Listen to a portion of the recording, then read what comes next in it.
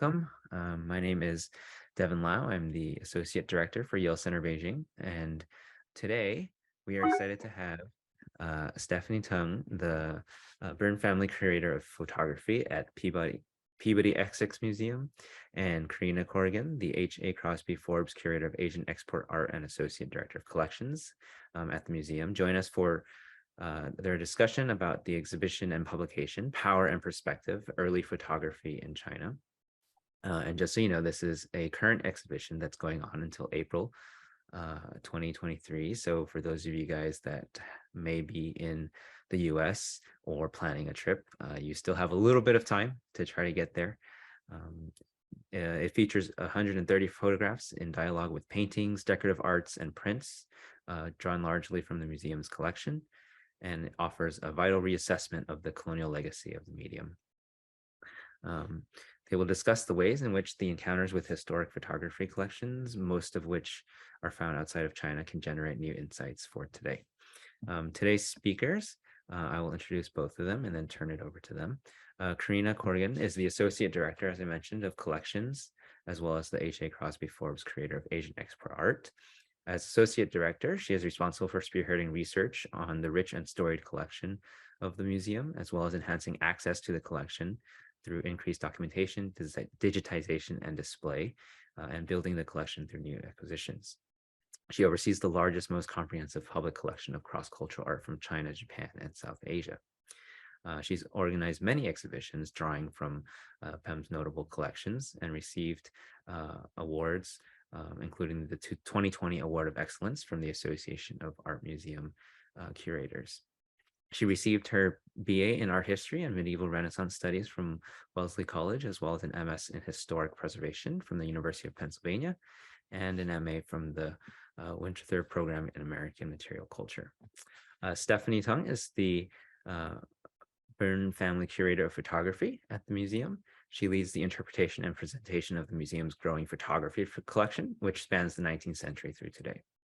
A specialist in the history of photography in China, her research focuses of transnational art exchanges, global modernism, translational studies, and the notions of artistic labor. At PEM, she has been instrumental in shepherding the 2020 acquisition of approximately 1,600 photographs by artists with ties to East Asia. And she holds a Bachelor of Art in Literature and History of Art and Architecture from Harvard, as well as a Master's of Arts in Art and Archaeology from Princeton. So thank you, everybody, for joining us, and thank you especially to our two speakers for joining us this morning. And I'm very excited to see what you have to share. I've taken a look at the book, and it's fantastic, but I'm sure that the pictures you have and the exhibition in person is even better. So I will turn things over to you.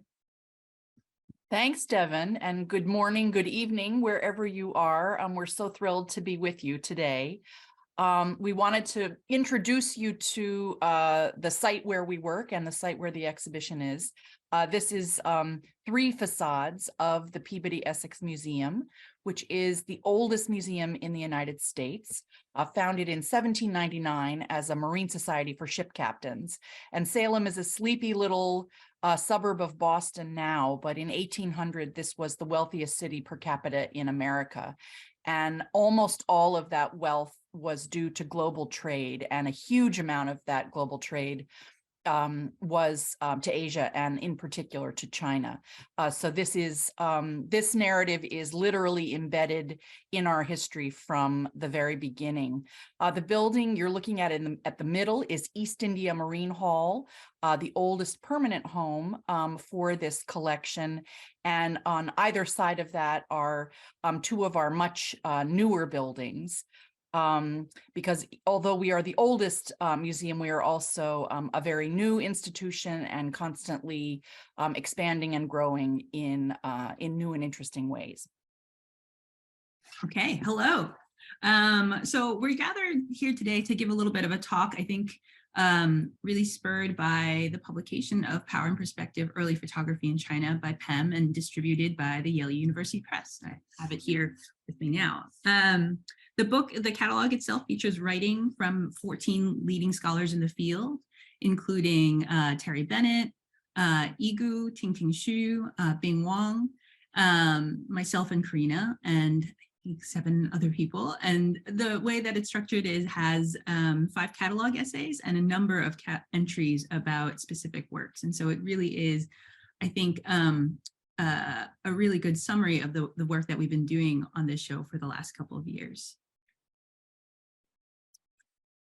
So to begin, we're going to give a little bit of a walkthrough of the exhibition and some of the main ideas and sections. And then I think we'll do questions and answer afterwards.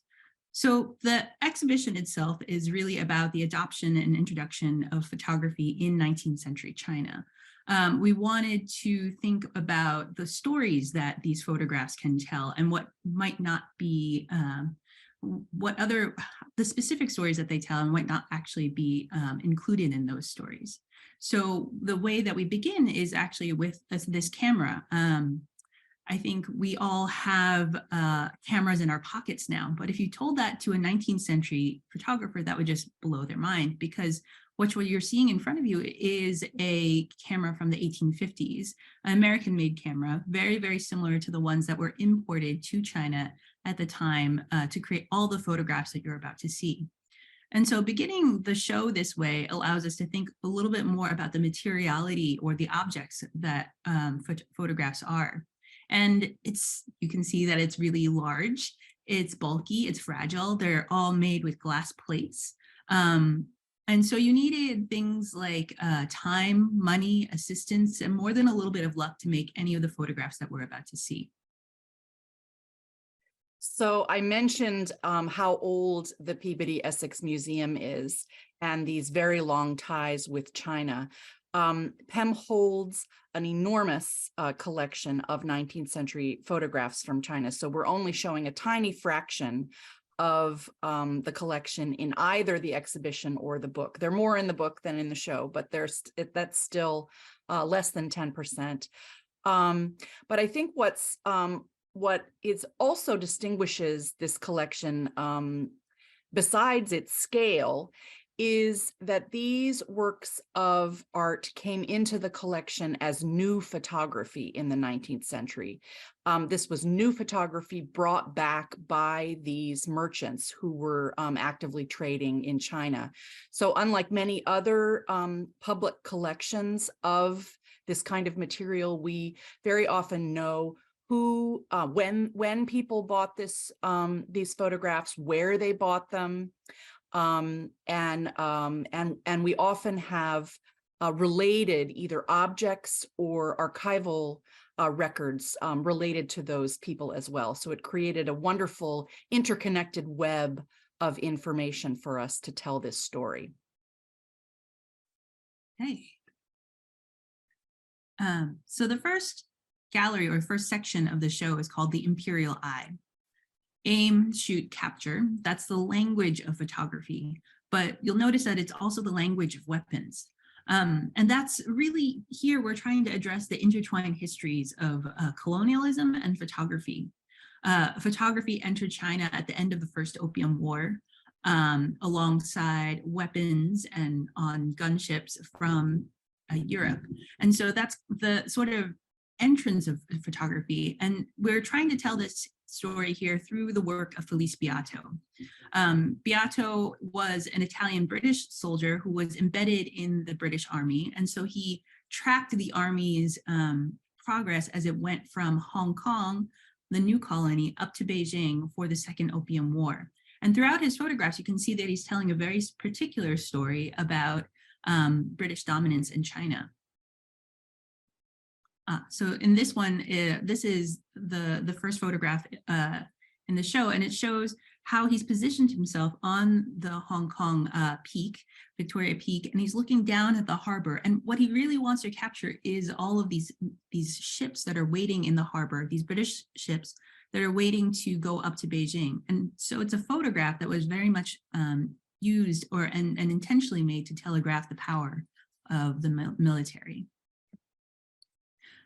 However, I think one of our strategies in this exhibition is to actually ask you to go really, really deep in focus and like look at the very tiny details that these photographs provide, but also think outside of the frame. What are the historical, political, social contexts that we might not be seeing in the photograph, but have informed everything that these photographs are showing us? And so with Beato, we know that he was holding this huge camera, and he had lots and lots of help and laborers that were actually helping to move this camera throughout the battle scenes. And so you never see the Chinese labor that's going into making these photographs. The only one that I think he has in which a Chinese person is deliberately put there is the photograph on the left, in which you see this laborer directly underneath the British flag. And so a lot of these photographs you can see, they're showing you one thing, but we want to remind people that there's also all these other factors beyond the frame. So Beato's visual narrative of the Beijing siege, the British siege on Beijing, really culminates in the capture of Yuanmingyuan, the imperial summer palaces right outside of Beijing. And so he was embedded with the British at the time, and we know that this is not this particular photograph is of a building that is in Yiheyuan, but that he was there actually taking photographs of the entire sort of destruction. And I find this photograph particularly haunting because he wrote underneath it that it was the imperial summer palace before the burning. He knew that this was going to be burned. He knew that it was going to be destroyed. And he took one last photograph before it was going to be destroyed. And so there's a haunting quality to it because it sort of is the last picture before all of this destruction.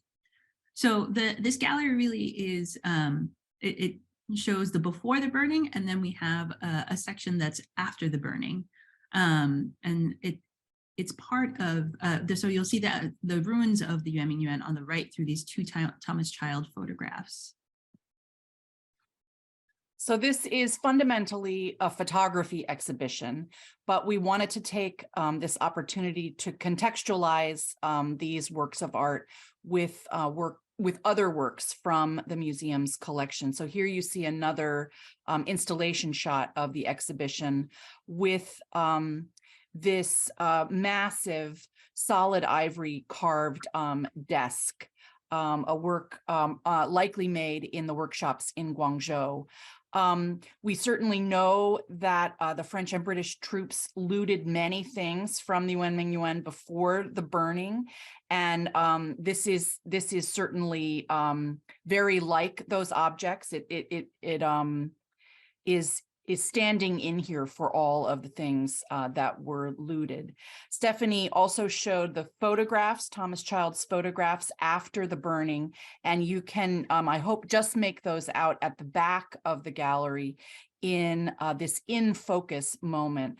We've created 4 of these moments in the exhibition with touch screens and sort of supporting information to help our visitors learn to look much more closely at individual works of art. So on the left is one of the 18th century engravings of the European palaces at the Yuanmingyuan, and on the right are Child's photographs after the burning. So the next section is called Navigating Worlds, and this is really a section where we're looking at the treaty ports that were opened up after the First Opium War. So prior to the 1840s, all foreign trade with China happened exclusively in a foreign settlement along the Pearl River in Guangzhou. But some of the concessions with the First Opium War were foreigners' abilities to trade in multiple other cities. And we wanted to feature photographs from many of those other places. The work you're looking at here is not a photograph, obviously. This is a large-scale oil painting done by a Chinese artist of that waterfront in Guangzhou. In this section, we also wanted to think about the role of technology, certainly the technology of the camera, but also the technology of steam. And you can, I hope, make out a steamship along the Pearl River in this view of Guangzhou, but also in the upper left is this incredibly charming incense burner in the form of a paddle wheel steamer. And so if you're burning incense in this, you likely have smoke coming out of the stack of the steamer. This section looks particularly at Macau, Guangzhou, Hong Kong, and Shanghai. And a lot of this, what we're looking at right here is a panorama of Guangzhou. So a lot of this show is also about the call and response of different media, photography and painting and decorative arts. And so what we saw right before in the previous slide was an oil painting of Guangzhou from about 1850s, 1860s. And then here we have Charles Yander Weed's panorama of the same site from, I think, the 1860s. And so what we're noticing is that there are definitely motifs that are repeating for the same.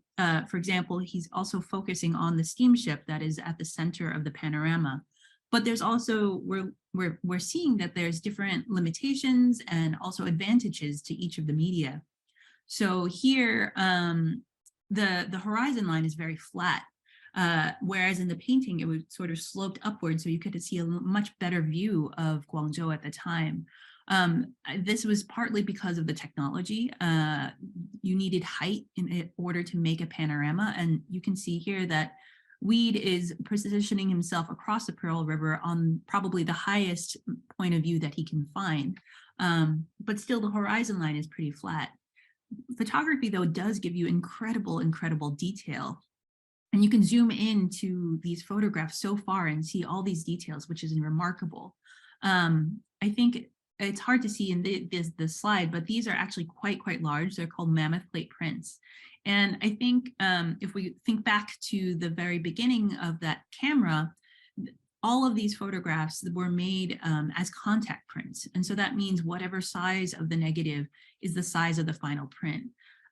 These negatives must have been massive in order to make a mammoth print like that, around the size of a desk, well, a small desk, and thinking about the sort of manpower that needed to happen in order to, well, import glass plates that large, have a camera that was even larger than this, and then also lug it to the very top of a building or roof to make these photographs really makes you like appreciate, I think, how difficult any of these photographs were to make.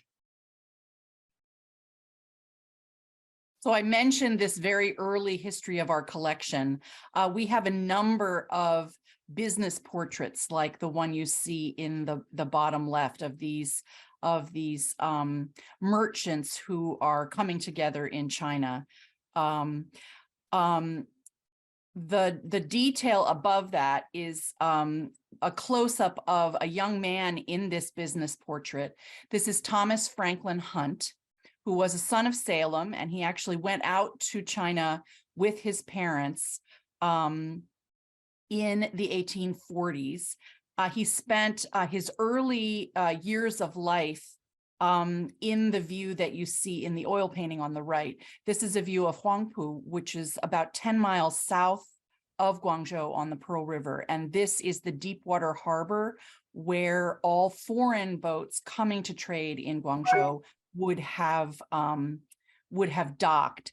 Thomas Franklin Hunt's father ran a ship chandlery, which was essentially a supply company for all of these vessels, and the family lived on the hull of a dismasted ship in the harbor at Huangpu. Thomas Franklin Hunt was largely self-educated. He never learned Chinese, but he was a voracious reader of anything he could get his hands on that was written in English about China. Later in life, he came back to Salem and donated that massive English language library on China to what is now the Peabody Essex Museum. And so those historic resources form the core of what is a huge archive at our Phillips Library. Thomas Franklin Hunt also has the distinction of being the first donor of photographs of China. He clearly had acquired a number of photographs contemporarily in China while he lived there, and I think was continuing to acquire throughout his later life in China. And so in addition to this enormous library, he gave us many of the first albums of photography. So part of this project has been really trying to get our hands around the collection and understand what's in it.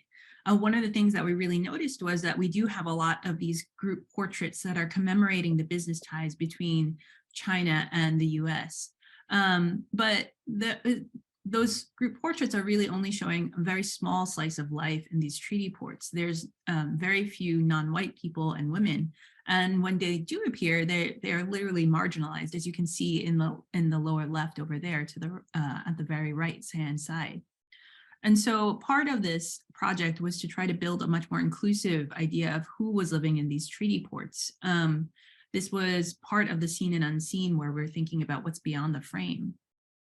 And so we did that by trying to really delve into our archival sources, thinking about material histories, also our oral histories, to try to rebuild an idea of who was living there.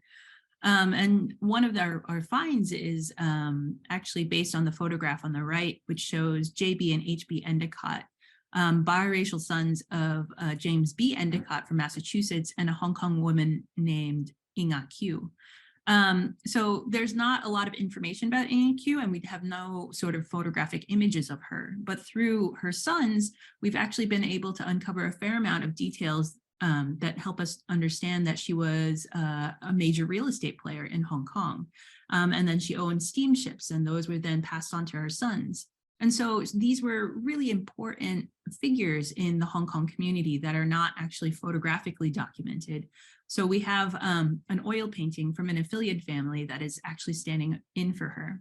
But by sort of digging into these photographs, we can sort of build these bigger pictures of who was living in these treaty ports at the time. This is a fairly famous photograph by John Thompson of Queen's Road in Hong Kong, which was a major thoroughfare for many of the souvenir shops in Hong Kong in the mid to late 19th century. But it was also the major site for many of these emerging photography studios in Hong Kong. So here we see the Wah Long and Kum Wo shops, and they're clearly offering a wide variety of goods made of carved ivory. So we took the opportunity to get out a number of examples of 19th century carved Chinese ivory. And we had quite a lot of fun finding direct links from the photograph to the three-dimensional objects in the collection. I want to draw your attention to the fan on the lower left of this photograph. It's one of the tiny details that I loved about this photograph. It's a poem by the 16th century poet Wang Yangming. And it's interesting because it's called Longtan Night Sitting. And he's looking at, the poem is expressing this desire to be in a quiet, secluded like forest area. And I think this photograph was taken in Hong Kong, and I like it because it seems to be a very small sign of agency in which this person who's holding the fan is indicating that he wants to get away from the political turmoil in some senses. And so because it's so prominently put on the fan and it's in Chinese, I think this is something that is particularly for a literate Chinese audience who's looking at this photograph. We also wanted to look at the interconnected relationship between painting and photography in China in the 19th century. And here is, frankly, the origin story for photography in China. The daguerreotype on the left is a self-portrait of Jules Itier, who was a French customs official He was in China on official business with the French government, but he had also brought with him a daguerreotype camera as a personal pastime. And this was obviously new technology, and word got out pretty quickly that someone had this exciting new technology in Guangzhou. And a number of people came to the foreign factories to see it demonstrated, including the man you see on the right. This is a man who was known to foreigners as Lam Qua. He was the leading Cantonese trade painter in the mid-19th century, from a long lineage of painters working in a foreign style. This is an oil on canvas, which was not a technique that Chinese artists would typically have been practicing for domestic clients, so very much meant for foreigners. So Lam Qua hears that Jules Itier has this daguerreotype camera, and he heads over from his studio outside the foreign factories to the French Hong, where Itier is staying, to see this demonstrated. And Itier actually takes a photograph of Lam Qua, a daguerreotype of the artist, and presents it to him as a gift. And in a wonderful display of artistic exchange, but perhaps also one-upmanship, Lam Qua goes back to his studio and returns several days later with a portrait miniature, a miniature he's hand-painted on ivory as a direct copy of the daguerreotype, not only the image, but even the case. Sadly, neither of those works of art survive, the original daguerreotype nor Lam Qua's miniature, although we have great hopes that as part of the work of this project, those two works, if they have survived, might surface. But here you see in the center one of the daguerreotypes that Itier took in Guangzhou. This is of a Cantonese Hong merchant, one of the business merchants that foreigners are working with. But this probably looks very much like the daguerreotype of Itier. And on the far left is an ivory miniature of a Western merchant that was painted by Lam Qua's father. The only direct evidence we have of either of these works is this illustration from a Paris paper. Many of the things brought back by this French delegation were put on display in Paris, and Lam Qua's ivory miniature, which he had given to Itier, was also on display, and there you see a representation of that. I think certainly Lam Qua went to the foreign factories to see Itier's new technology out of a legitimate curiosity, but I think he was also really concerned that this new technology was going to put him out of a job. And we certainly see not only Lam Qua, but many of his painting peers adapting their own practice to incorporate this new technology. So in the second half of the 19th century, we see many Chinese painters in both Guangzhou and Hong Kong and Shanghai advertising that they will copy your daguerreotype photograph. So on the left, you see a small daguerreotype of an American family that has been transposed or adapted for a much larger scale oil painting. And then wonderfully, we even have a photograph of this practice happening on the far right. This is the second to last historic gallery in the exhibition, and it is called China as Told By. And what we're doing here is that acknowledging that I think most of the photographs that we're seeing actually came to us in albums. And because they're in albums, they create sequences and relationships and narratives. And so thinking about how photographs tell stories. We are doing this through three characters, the tourist, the trailblazer, and the storyteller.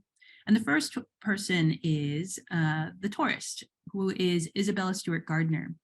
Isabella Stewart Gardner is most well known for her museum in Boston today.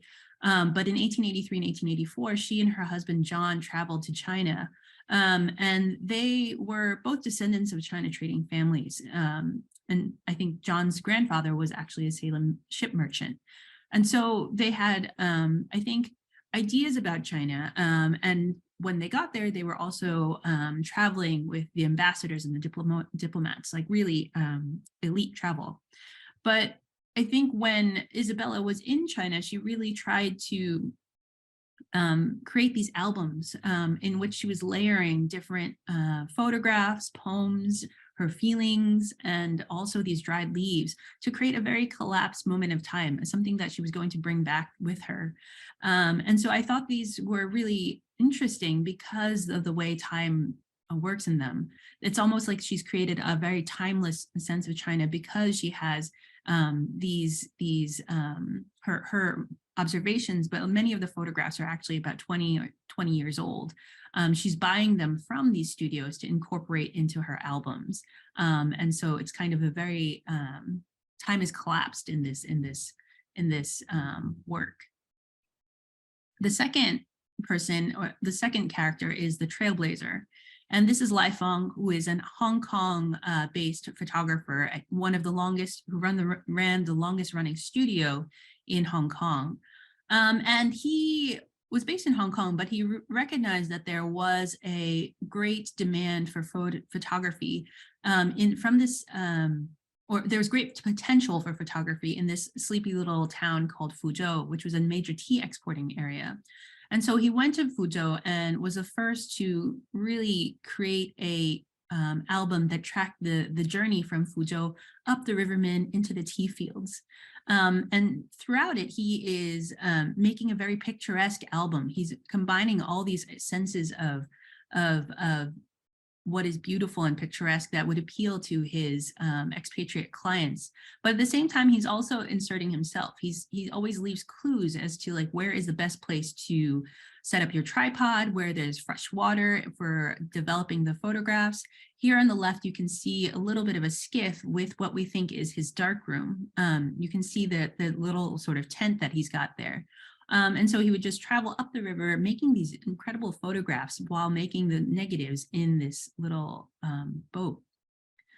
He influenced many, many people, among them Tung Hing's studio, and then also John Thompson, who copied Lai Feng's journey up the River Min in this to create the incredible album Fuzhou and the River Min, which is a luxury album that was geared for expatriates. And I think there were only 46 made, and then I think 10 survive in the world, and Pem is really privileged to have 2 of them. Look at that photo. That's such a gorgeous photo. So the third character is John Thompson, the storyteller. And here we're focusing on a different publication that he did called Illustrations of China and Its People. This was much more for the market at home in the mass market at home in England, the armchair travelers who were not able to make it to China. And this was an attempt by him to create an almost objective story of what China was at this time. But when we looked at it, we realized that it was very much, it contained a lot of his own sort of biases and ways of thinking. It's very much actually told through the lens of a storyteller. And that's something that we wanted to explore a little bit more. Particularly things like this. This is a photograph. We noticed that there was quite a large number of crime and punishment photographs in John Thompson's work, but also elsewhere in prints, in newspapers, in photographs like this by, I think, Saunders, and then as well as in things like even wooden sculptures and playing cards. And so this is one of the things that we wanted to understand. Why was this happening? Why are these so frequently appearing? And when we pull out again and think about the historical situation, the social context, we realize that it was very much dealing with the geopolitics of the time. There was this sense that China's legal system was very barbaric and cruel. And so that was used as a foil for the West's legal system, which was considered rational and enlightened, and justified things like extraterritoriality, the separation of legal systems between in the treaty ports in China. This last section of the show is called Facing the Camera, and this is really looking at portraiture and self-representation, principally of Chinese sitters. And we begin this exhibition with this pairing of objects. On the left is a watercolor of Hokwa, Wu Bingjiang, who was known to foreigners as Hokwa. He was the wealthiest merchant in the world in the early 19th century, one of the Hong merchants in Guangzhou, and very heavily invested globally. He was very fond of giving away paintings of himself, kind of to grease the wheels of business. So there are many, many representations of Hokwa in collections all over the world. One of the goals of our project was to kind of get a handle on the full scope of PEM's collection of 19th century Chinese photographs. We think we have about 2,500 photographs taken in China in the 19th century, but we're constantly, even now, finding treasures in the collection that either we didn't know we had or we didn't fully understand their significance. And quite late in the planning for this project, we discovered the work on the right in the collection. This is a photograph of Hokwa's son, who was also known to foreigners as Hokwa because that name was meant so much and was so famous. But this is actually a very rare form of photographic technology. It's called a panotype. And this was a new technology in the second half of the 19th century. It's essentially printing the negative onto either cloth or leather. And it was a terrible technique. So it was practiced for a hot second. So there are very few panotypes that actually survive. And we think that this is potentially the only panotype that we know of thus far of a photograph taken in China. But certainly Hokwa's son, I think, very well may have been channeling this practice of his father to give out representations of himself. Ironically, because of this technique, this is the only representation of the son. And so I think this is this section is really about how Chinese sitters and photographers adopted photography into their practices. And I think what Karina was saying about Hokwa's son, it really underscores how experimental this period was. Things were just sort of, people were just figuring out how to interact with the camera in some ways. And so here we wanted to highlight how sitters were bringing things that they thought were important to them into the studio. And so you see a scholar on the left holding an orchid, which was a symbol of scholarly integrity. And then he has an archer's ring on his left thumb, which was something that was also a symbol of elite status. You have the little boy with the pocket watch and the woman with the fan. These are all sort of portraits that we think in which the sitter was bringing something in to show or something about themselves. We also have a couple examples of elite who were quickly adopting photography. On the left, you see Li Hongzhang, who is a statesman who was a peer of Frederick Douglass and Ulysses S. Grant. Like them, he also knew the power of photography. And so he always allowed both Chinese and Western photographers to take his portrait. And then he used that to distribute to many people in ways in which I think helped to sort of further his public image. On the right, we have a few images of the imperial family. This is Prince Chun. And this is something that is actually something that we don't actually have that much of in the collection just because of the nature of how it developed. But it's standing here for how the imperial family also started to adopt photography. Yeah, because of the way that this collection built historically, the vast majority of photographs in the collection are from those treaty ports on the coast where foreigners could be. But we did want to take the opportunity to include a few examples of photographs taken in more rural areas of China. These two photographs are part of the large archive of the Huang family. This is a family who lived in a small village in Anhui province. They built a house in about 1800 called Tung, and lived in that house for the vast majority of its 200-year history. In 2003, this house was reconstructed on PEM's campus. This is the only complete Chinese house outside of China. Was a cultural partnership with the Chinese government to look at rural architecture and life in China. So we hope when you come to the Peabody Essex Museum, you'll make a point to visit Tung. This is also accessible remotely on our website. But these two photographs are part of the Huang family archive and are really demonstrating how people in China are working with itinerant photographers and going to photo studios in Shanghai in the late 19th and early 20th century, incorporating photography into their own lives. Okay, so this is an installation view of our last gallery. And so you can see in the facing the camera section, I think there are a couple of sort of paintings at the very end that show how photography has been incorporated into Chinese painting practices for the domestic market, such as ancestor portraits. And those two paintings in the back are called Yu Zhao, which were like kind of glamour paintings in which you had the likeness of photography, but also all the auspicious symbols of good luck around you.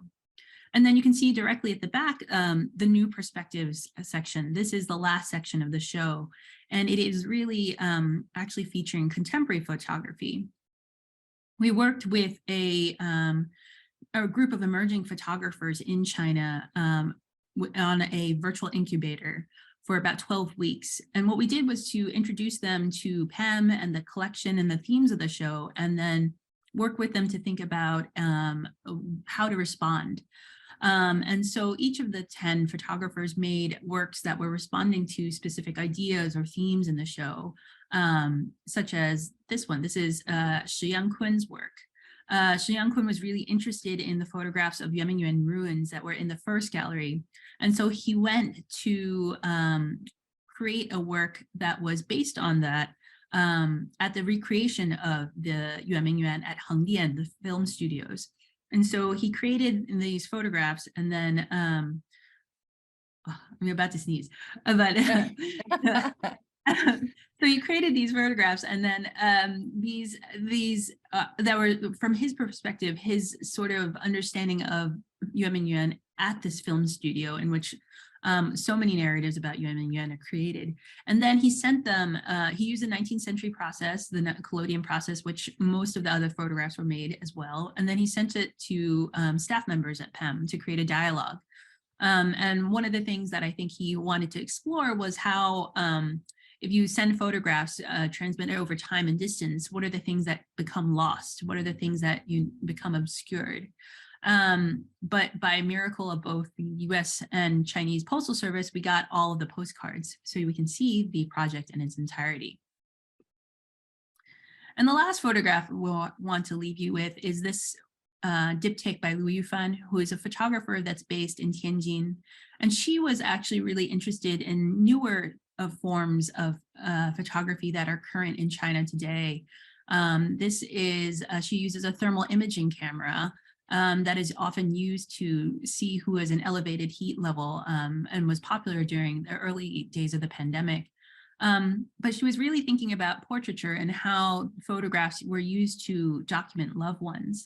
She had recently lost her grandmother, and so she wanted to, she went to all the places in which she used to frequent: her grandmother's bed, her grandmother's chair. In this photograph, she's touching the area where her grandmother was holding her leg.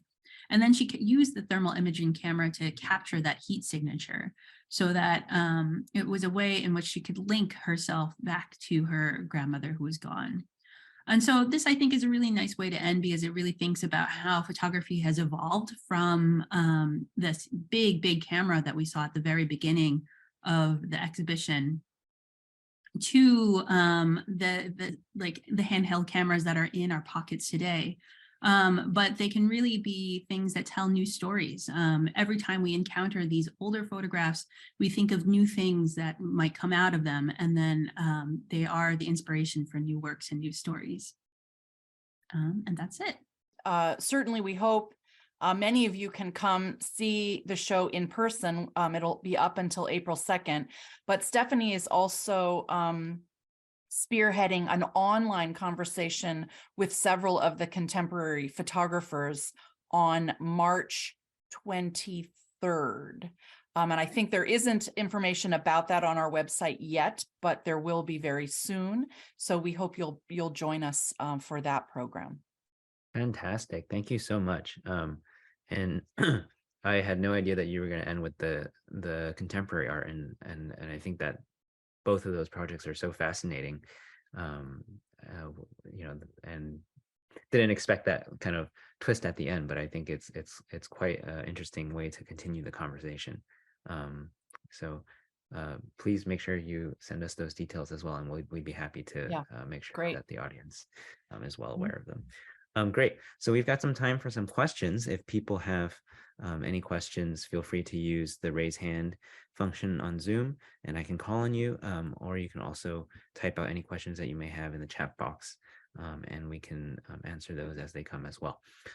You mentioned, Karina, the sort of sheer volume of photographs that you have to go through to do something like this. I'm curious to know sort of what's your process for sort of sifting through them and determining what may be relevant and interesting, and what may be sort of points of focus that you would want to highlight in the exhibit?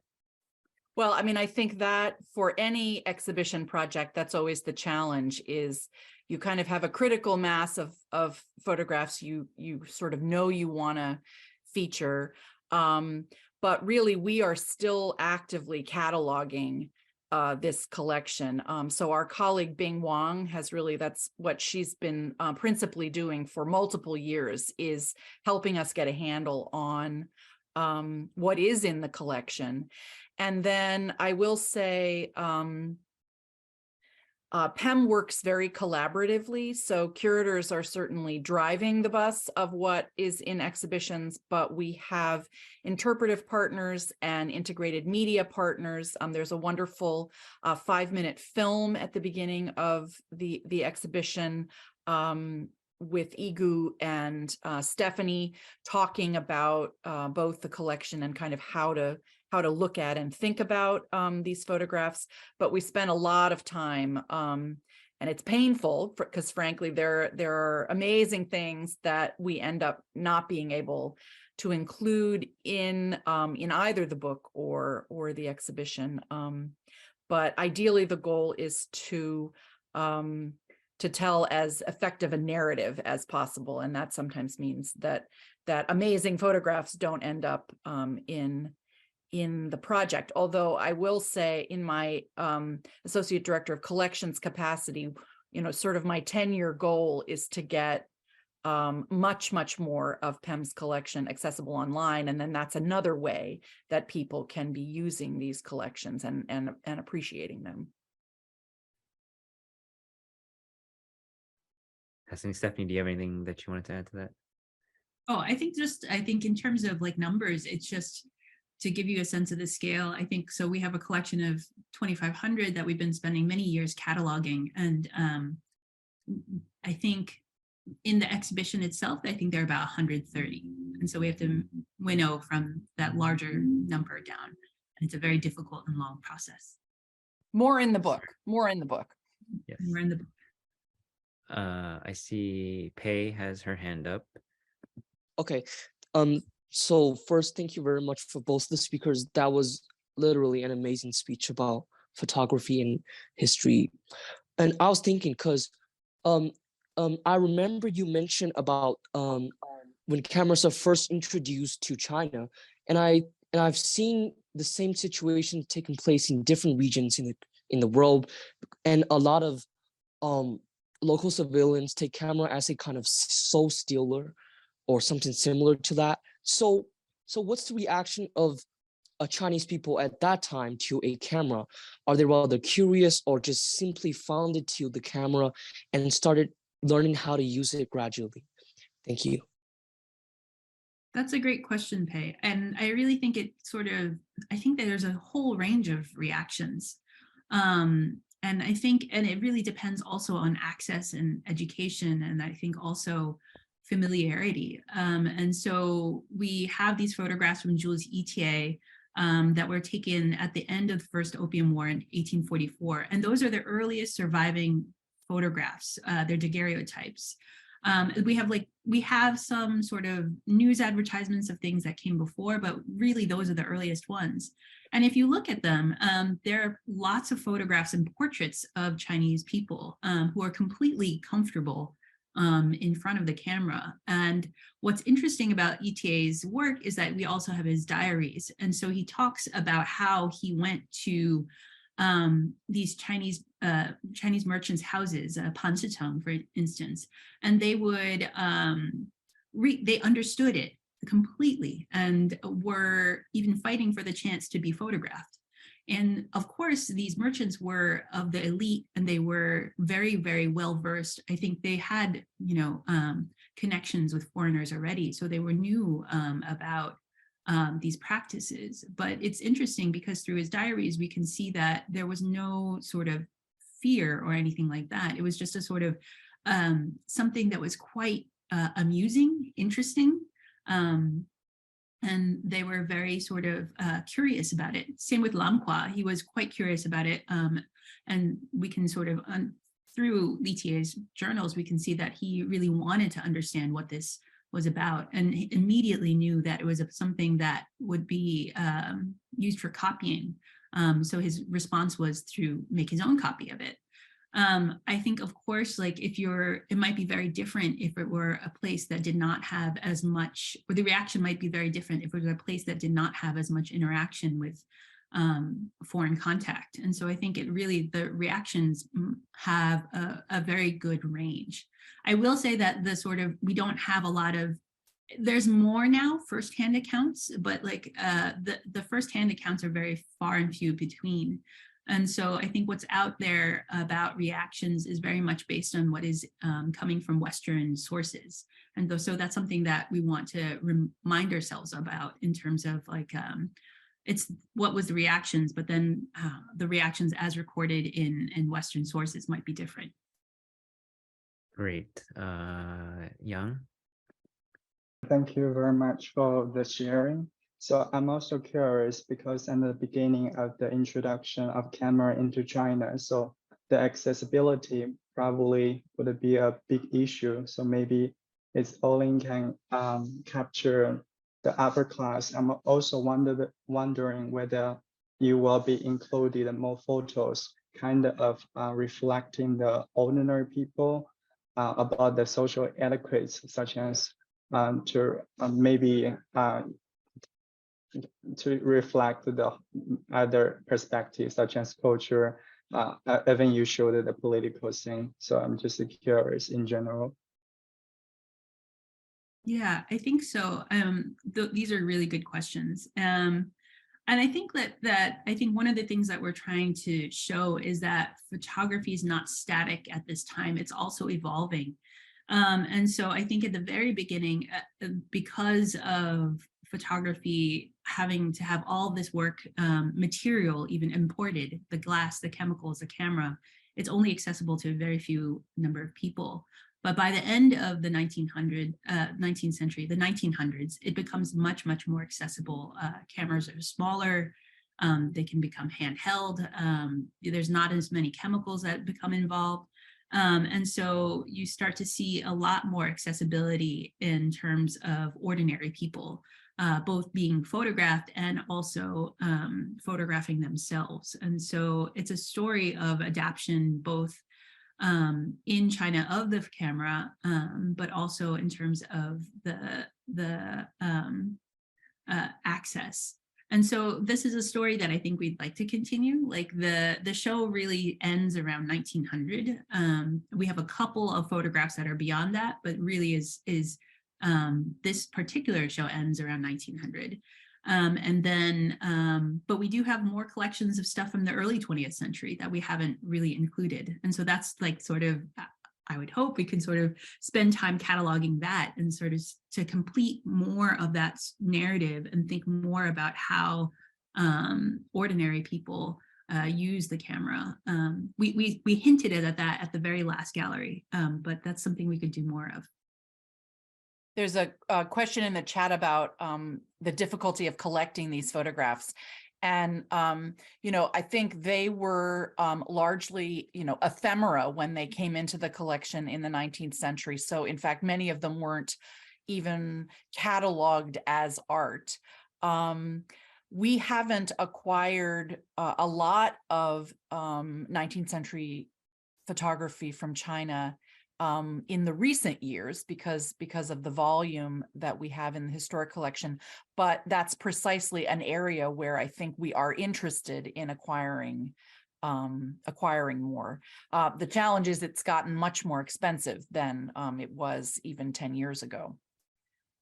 Right. I think in terms of collecting, I think our collection is quite unique in that most other collections of photography were acquired in auction. And so like, there's a wonderful collection of material in Hong Kong. There's another collection in the Getty Research Institute. And these were things that were primarily obtained by sale at auction. So it doesn't have all this deep history. Our collection does because it's entered the museum in the 1800s. Well, a lot of it did. Mm-hmm. Great. And then I think one more question in the chat box. Surely this was a time-consuming process. So what did you enjoy the most when you were planning out this exhibition? Well, I enjoyed working with Stephanie and learning from Stephanie.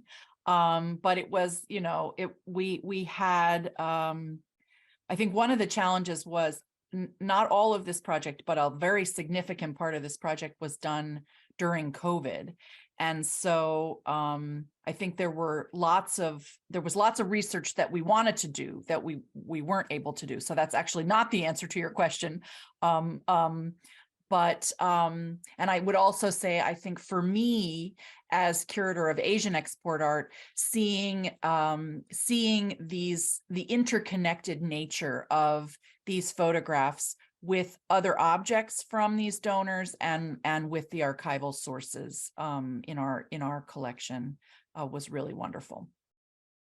I too also enjoyed working with Karina. I mean, it was a truly collaborative effort to actually understand what we were looking at. And it was something that I think I've never worked so collaboratively. It was just so fun to be able to look at these things together. And I think that's part of what I really enjoy about photography. These photographs really have such high resolution because of the wet plate technology then, that you can blow them up. It's huge. And so when we scan them, we can sort of zoom in and we can see even the smallest detail of a person's clothes, their facial expressions, what they're holding in their hands. And that is not something that you can, I think, actually, you can't get that sort of resolution in photographs anymore.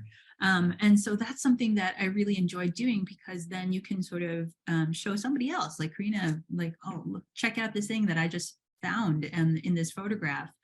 And so that detail, that level of detail was always very, very mesmerizing, that there's things that even the photographers themselves did not mean to capture in the image, but you could see because it was captured on the negative. And so it was really that sort of moving in and looking deeply and then zooming out to think about what's going on, like beyond the frame. That is something that we tried to share with our viewers. Fascinating. Thank you so much, both of you, putting together this exhibition, first of all, and then also for a fantastic book as well. Again, for people that are interested, Power and Perspective, from PEM, of course, but also published with Yale University Press. So that is available. And of course, if you happen to be making a trip to the East Coast of the US, very much worth a stop to the museum to check out the exhibition. Thank you again so much for a fascinating conversation. We learned so much, and I'm sure that we're all going to go and see if we can find any old photographs at home now. So thank you, everybody. I will unmute everybody so that you guys can thank our presenters personally, and have a good rest of the day. Thanks, Devin. Thank you. Thank you very much. Have a really nice day. Bye. Thank you very much. Hey, thanks. Thank you really Thank much. you. Bye.